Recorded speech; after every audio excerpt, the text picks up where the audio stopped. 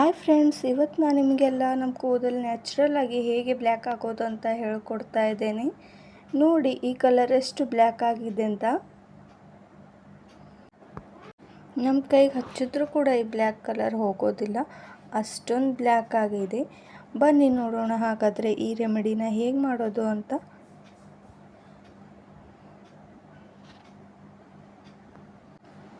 ಮೊದಲು ನಾನಿಲ್ಲಿ ಒಂದು ಕಬ್ಬಿಣ ಕಡಾಯಿನ ಯೂಸ್ ಮಾಡ್ಕೊಳ್ತಾ ಇದ್ದೇನೆ. ಹಾಗೂ ಇದಕ್ಕೆ ಸ್ವಲ್ಪ ಲವಂಗ ಕೂಡ ಆ್ಯಡ್ ಮಾಡ್ತಾ ಇದ್ದೇನೆ. ಲವಂಗ ಕೂಡ ನಮ್ಮ ಹೇರ್ಗೆ ತುಂಬಾ ಯೂಸ್ಫುಲ್ಲಾಗಿ ವರ್ಕ್ ಮಾಡುತ್ತೆ ಗೈಸ್. ಹಾಗೂ ನಮ್ಮ ಕೂದಲು ಯಾವಾಗಲೂ ಬ್ಲ್ಯಾಕ್ ಆಗಿರಲು ತುಂಬಾ ಪರಿಣಾಮಕಾರಿ ಬೀರುತ್ತದೆ. ನೋಡಿ, ಈಗ ಲವಂಗ ಫುಲ್ಲು ಬ್ಲ್ಯಾಕ್ ಆಗೋವರೆಗೂ ಇದನ್ನು ಹುರ್ಕೊಳ್ಬೇಕು.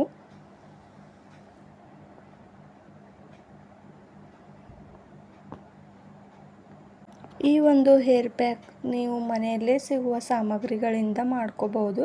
ಹಾಗೂ ಈ ಹೇರ್ ಪ್ಯಾಕ್ ನಾವು ಮನೆಯಲ್ಲಿ ಒಂದು ಡಬ್ಬೆಯಲ್ಲಿ ಸ್ಟೋರ್ ಕೂಡ ಮಾಡಿ ಇಟ್ಕೋಬಹುದು.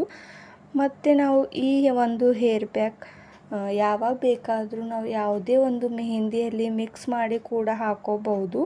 ನಮ್ಮ ತಲೆ ಯಾವಾಗಲೂ ಚೆನ್ನಾಗಿ, ನಮ್ಮ ತಲೆಯಲ್ಲಿರುವ ಹೊಟ್ಟು ಕೂಡ ಹೋಗುತ್ತದೆ. ಹಾಗೂ ನಮ್ಮ ಕೂದಲು ಬೆಳವಣಿಗೆಗೆ ಕೂಡ ಪರಿಣಾಮಕಾರಿಯಾಗಿ ಬೀರುತ್ತದೆ. ನೋಡಿ, ಈಗ ನಾವು ಹುರಿದುಕೊಂಡಿರುವ ಲವಂಗ ಕೂಡ ತುಂಬಾ ಬ್ಲ್ಯಾಕ್ ಆಗಿ ಕಾಣಿಸ್ತಾ ಇದೆ. ನೀವು ಕೂಡ ಕಾಣ್ಬೋದು ಇದನ್ನು. ಹೀಗೆ ಇನ್ನೂ ಸ್ವಲ್ಪ ಚೆನ್ನಾಗಿ ಇದನ್ನು ಹುರ್ಕೊಳ್ಬೇಕು. ಅದು ತಾನೇ ಆಗಿ ಎಣ್ಣೆ ಕೂಡ ಬಿಡಲು ಪ್ರಾರಂಭವಾಗುತ್ತದೆ. ನೋಡ್ಬೋದು ಈಗ ನೀವೇ ಗೈಸ್.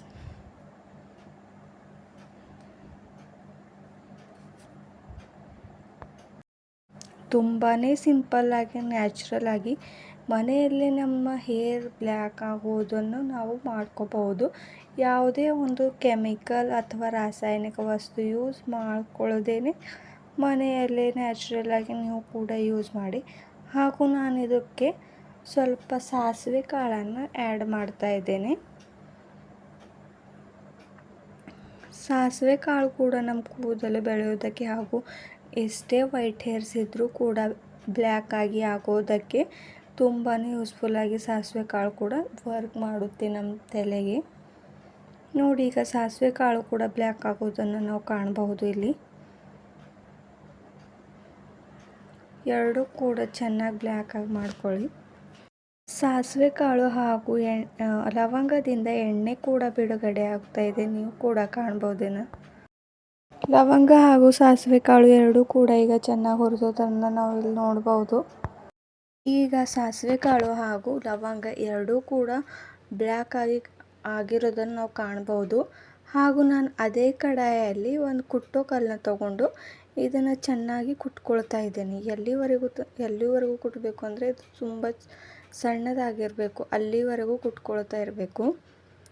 ನೋಡಿ, ನೀವೇ ಕಾಣ್ಬೋದು ಈಗ ಎಷ್ಟು ಬ್ಲ್ಯಾಕ್ ಆಗಿ ಹಾಗೂ ಎಷ್ಟು ಚಿಕ್ಕದಾಗಿ ಕಾಣಿಸ್ತಾ ಇದೆ ಅಂತ ಆ ಪೌಡರು.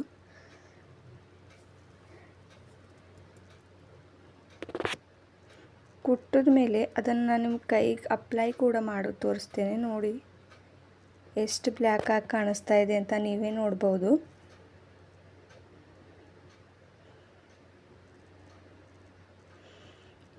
ಇದು ಒಂದು ಪೌಡರ್ನ ನಾವು ಎಷ್ಟೇ ದಿನವಾದರೂ ನಾವು ಸ್ಟೋರ್ ಮಾಡ್ಕೊಳ್ಬಹುದು.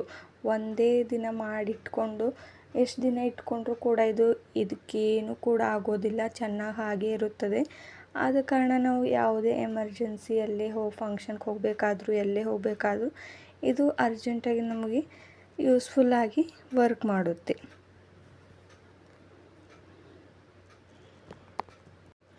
ಈಗ ಇದು ಚೆನ್ನಾಗಿ ಬಾರೀಕ ಪುಡಿ ಆಗಿರೋದು ನಾವು ಕಾಣ್ಬೋದು. ಕೈಗೆ ಎಷ್ಟೇ ಹಚ್ಕೊಂಡ್ರೂ ಕೂಡ ಇದು ಹೋಗ್ತಾ ಇಲ್ಲ. ಹಾಗೂ ಇದರಿಂದ ಎಣ್ಣೆ ಕೂಡ ಬಿಡುಗಡೆ ಆಗ್ತಾ ಇದೆ. ಈ ಪೌಡರ್ನ ನಾನು ಒಂದು ಬೌಲ್ ತೊಗೊಂಡು ಆ ಬೌಲ್ಗೆ ಎಲ್ಲ ಪೌಡರ್ನ ಹಾಕ್ಕೊಳ್ತಾ ಇದ್ದೇನೆ.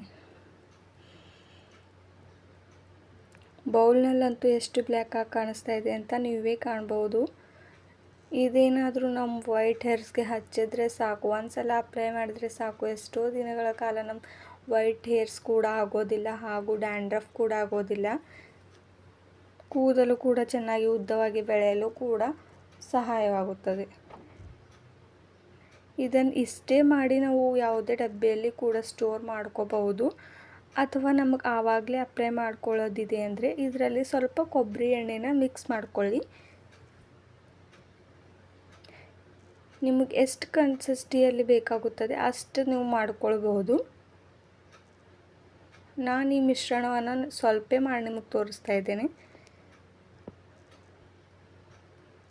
ನೋಡಿ, ಚೆನ್ನಾಗಿ ಮಿಕ್ಸ್ ಮಾಡ್ಕೊಳ್ಳಿ. ಹೀಗೆ ಎಷ್ಟು ಚೆನ್ನಾಗಿ ಬ್ಲ್ಯಾಕಾಗಿ ಸೇಮ್ ಹೇರ್ ಡೈ ಥರನೇ ಕಾಣ್ತಾ ಇದೆ.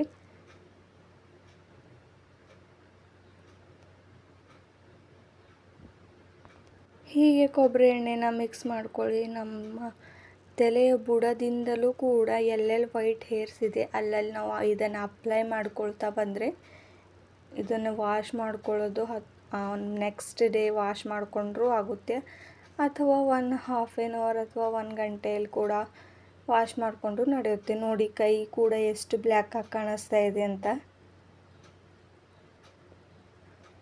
ಹೀಗೆ ನೀವು ಮಾಡಿ ಯಾವುದೇ ಕೆಮಿಕಲ್ ವಸ್ತು ಇಲ್ಲದೆ ಮನೆಯಲ್ಲೇ ನ್ಯಾಚುರಲ್ ಆಗಿ ನಮ್ಮ ಹೇರ್ ಡೈನ ಮಾಡ್ಕೊಳ್ಬಹುದು. Thank you.